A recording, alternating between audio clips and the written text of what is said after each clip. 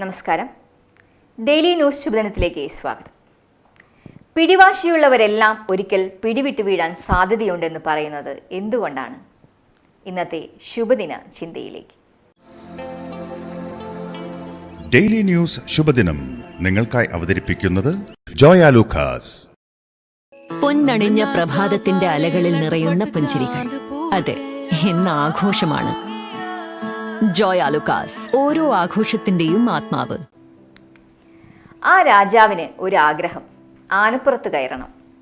പിറ്റേന്ന് ആനയും പാപ്പാനും കൊട്ടാരമുറ്റത്തെത്തി. ജനങ്ങളും തടിച്ചുകൂടി. പാപ്പാൻ രാജാവിന് നിർദ്ദേശങ്ങൾ നൽകിയെങ്കിലും രാജാവ് അത് അപ്പാടെ അവഗണിച്ചു. ആനയുടെ അടുത്തെത്തി രാജാവ് ഉത്തരവുകൾ പുറപ്പെടുവിച്ചെങ്കിലും ആന അനങ്ങാതെ നിന്നു. രാജാവ് അറിയാതെ പാപ്പാൻ നിർദ്ദേശങ്ങൾ നൽകിയപ്പോഴാണ് ആന രാജാവിന് കയറാൻ പാകത്തിൽ നിന്നുകൊടുത്തത്. രാജാവ് സ്വന്തം ഇഷ്ടത്തിൽ ആനപ്പുറത്ത് കയറിയെങ്കിലും ആളുകൾ ചിരിക്കാൻ തുടങ്ങി. രാജാവ് കാരണമന്വേഷിച്ചപ്പോൾ പാപ്പാൻ പറഞ്ഞു, അങ്ങ് ആനപ്പുറത്ത് തിരിഞ്ഞാണിരിക്കുന്നത്. എന്നാൽ ആനയെ തിരിച്ചു നിർത്താനായി രാജാവിൻ്റെ കൽപ്പന.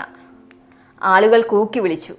അവസാനം ഗതികെട്ട രാജാവ് പാപ്പാന്റെ നിർദ്ദേശം യഥാവിധി അനുസരിക്കുകയും ആനപ്പുറത്തിരിക്കുകയും ചെയ്തു. താനാണ് ശരിയെന്നും തന്നിൽ നിന്നും ശരി മാത്രമേ വരൂ എന്ന് ചിന്തിക്കുന്നവരാണ് തങ്ങളുടെ പരിസരങ്ങളെ അശുദ്ധവും നിശ്ചലവുമാക്കുന്നത്.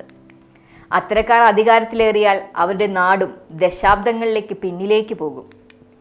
എല്ലാവർക്കും അവരവരുടെ മേഖലയിൽ വൈദഗ്ധ്യമുണ്ടാകും.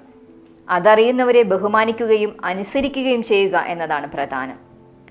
പിടിവാശിയുള്ളവരൊക്കെ പിടിവിട്ട് വീണിട്ടേയുള്ളൂ. ഓരോ കാൽവയ്പ്പുകളിലും മുന്നറിയിപ്പുകളും താക്കീതുകളും ഉണ്ടാകും. അവയെ കാണാനും ഗ്രഹിക്കാനും ആവശ്യമെങ്കിൽ തിരുത്തലുകൾ വരുത്താനും നമുക്ക് സാധിക്കണം. ശുഭദിനം. ഡെയിലി ന്യൂസ് ശുഭദിനം നിങ്ങൾക്കായി അവതരിപ്പിക്കുന്നത് ജോയ ലൂക്കാസ്.